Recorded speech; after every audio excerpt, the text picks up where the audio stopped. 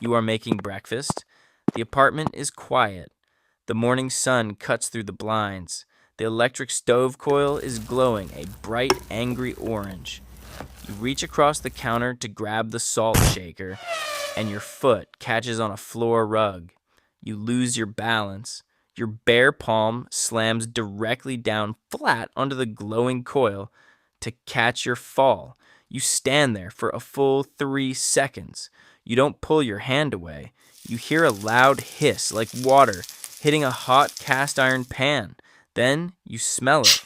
The bitter, thick, unmistakable scent of burning meat. You look down. Smoke is rising from underneath your fingers. You lift your arm. The flesh on your palm is charred, blistered white and black. It looks like a special effect from a horror movie. But you feel absolutely nothing. No heat, no stinging, no blinding agony. Just the dull, muted pressure of the metal against your skin, like leaning on a cold table. You wrap your ruined hand in a dish towel. Your heart isn't even beating fast, and you just sit at the kitchen table staring at the wrapped hand, wondering what the hell is wrong with you. Let's rewind to 24 hours ago. You wake up on a Tuesday, same as every other Tuesday. Your alarm goes off at 6 a.m. You drag yourself out of bed, take a lukewarm shower, and head to your job at the commercial shipping warehouse. You're lifting heavy crates all day. Normally, by 2 p.m., your lower back is screaming. Your knees ache. Your shoulders feel like they're packed with sand, but today, nothing. You feel impossibly light. You feel energized. You pick up an 80-pound crate and carry it across the concrete floor without a single grunt. Your supervisor, a guy named Dave who hates everybody, actually nods at you. You finish your shift and walk out into the parking lot.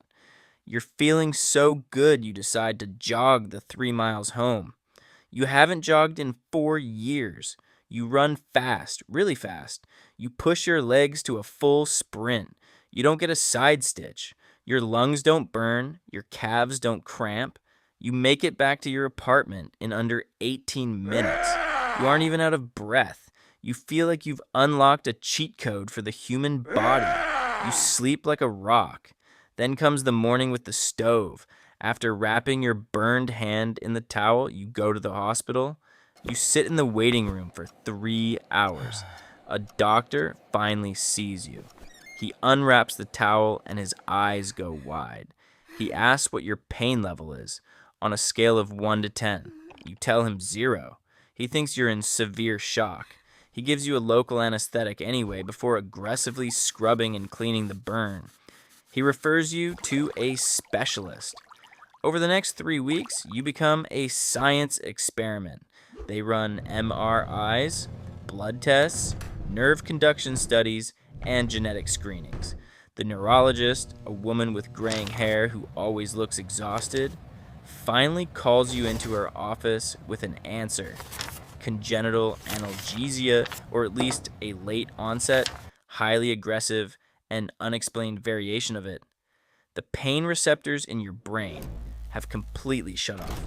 A biological circuit breaker flipped overnight, and they don't know how to turn it back on. She tells you to be incredibly careful. She leans over her desk, looking you dead in the eye. She says pain is a gift. It's your body's essential warning system. Without it, you are flying blind in a dangerous world. You nod, take the medical pamphlets, and walk out of the clinic. But you aren't scared. You are thrilled. Think about what holds you back in life. It's not fear of failure. It's fear of pain, fear of getting hit, fear of falling, fear of pushing your muscles until they snap. What happens when that fear is completely erased from your mind? You start small. You go to a rough dive bar on the edge of town on a Friday night. You find the biggest, meanest looking guy by the pool tables. You bump into him, hard. You purposefully spill his drink down his shirt. He turns around, furious. He shoves you into the wall. You just smile. He throws a heavy right hook directly into your jaw. The impact snaps your head to the side. You hear a loud crack echo in your ears, but it just feels like someone tapped your face with a heavy pillow. You turn your head back, spit a bloody tooth onto the dirty floor, and keep smiling. The guy looks horrified. He hits you again, a body shot to the ribs. You don't flinch. You step forward. He backs away, drops his pool cue, and walks out the door. You feel invincible. You feel like a god. You quit your job at the warehouse. You start taking underground fights, bare knuckle brawls in damp basements, and abandoned warehouses. You aren't a trained fighter. You don't have technique or footwork, but you have something better. You have an absolute, terrifying tolerance for damage. Opponents hit you with everything they have. They break your nose, they crack your ribs, they fracture your cheekbones. You don't dodge, you don't block. You let heavyweight boxers bury their fists into your solar plexus, blows that would shatter a normal man's ribs and leave him suffocating on the floor. You just take a shallow breath, smile, and keep walking forward until they are too exhausted to lift their arms. Then you knock them out. You are making $10,000 a night. You buy a nicer apartment. You buy expensive clothes. You feel like you've hacked reality itself. But the neurologist was right. Pain is a gift, and you threw the gift away. It starts in the third month. You are walking out of the grocery store, carrying a heavy bag of food. Your right leg suddenly gives out entirely. You collapse onto the pavement, dropping your groceries. You look down confused. You try to stand up, but the leg won't hold an ounce of your weight. You roll up your pant leg and look closer at your knee. It's swollen to the size of a grapefruit. The skin is a dark, ugly, rotting purple. You didn't realize it, but you tore your ACL during a fight 2 weeks ago. Because it didn't hurt, you never stopped walking on it. You never gave it time to heal. You just kept grinding the joint into bone dust with every single step. The orthopedic surgeon tells you the knee is completely destroyed. You need reconstructive surgery, and you will walk with a heavy limp for the rest of your life. You don't care. You have money. You can take a break from fighting. You spend the next month in your nice apartment recovering. But things keep happening. Your daily routine becomes a paranoid checklist. You take a sip of coffee. It's scalding hot. You don't feel it, but an hour later, you realize you have massive, weeping blisters down your throat. You have to eat blended liquid food for a week. You lean against a radiator in your living room and don't notice it's running on high until you smell burning cotton. You have a severe third-degree burn on your hip. You are constantly inspecting your body in the full-length mirror, looking for damage, looking for cuts, bruises, internal bleeding under the fingernails. You have to consciously check your posture so you don't overextend your joints and tear ligaments. You have to chew your food slowly and carefully so you don't accidentally bite off your own tongue. Living without pain isn't freedom. It's a full-time job. You are a hostage to your own numbness. 6 months in, you are leaving a restaurant downtown. It's raining heavily. The streets are slick with oil and water. You step off the curb to cross the street. A delivery driver in a small sedan runs the red light. He's going 40 miles an hour. He slams his brakes, but the car slides uncontrollably on the wet asphalt. The bumper clips your left side. The violent impact knocks you onto the hood, shatters the windshield, and you roll off onto the street. The driver gets out, panicking. He's stammering, apologizing, asking if you're okay. You stand up, you dust off your jacket.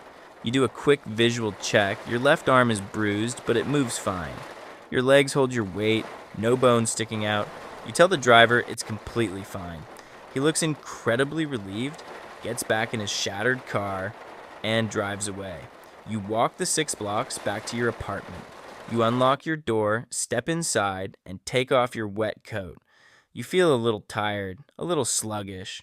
You walk into the kitchen to get a glass of water. Your vision swims for a second. The edges of the room go dark and fuzzy. You grab the granite counter to steady yourself. You feel a sudden warm wetness pooling in the back of your throat. You cough, you spit into the stainless steel sink. It's blood, not a little bit. A thick, dark red clump of aerated blood. You stare at it. Your heart finally starts racing. You cough again. More blood splashes against the metal. Your legs feel like jelly. You sink to the floor. You don't understand. You felt fine. The car just clipped you. But physics still applies to your body. You do the math. 40 miles an hour. Solid metal. The blunt force trauma ruptured your spleen and punctured a lung. A normal person would have been paralyzed by the blinding agony on the street. They would have screamed. Someone would have called an ambulance immediately. The pain would have demanded immediate medical attention. But you didn't feel it, so you just got up and walked home. Every step you took pumped more blood out of your damaged organs and directly into your abdominal cavity. You pull your phone out of your pocket. Your fingers are trembling violently. They feel ice cold as your blood pressure plummets. You try to dial 911, but the screen is too blurry to read. You drop the phone. It clatters on the floor. You lie flat on your back on the kitchen tiles. The ceiling fan is spinning slowly above you.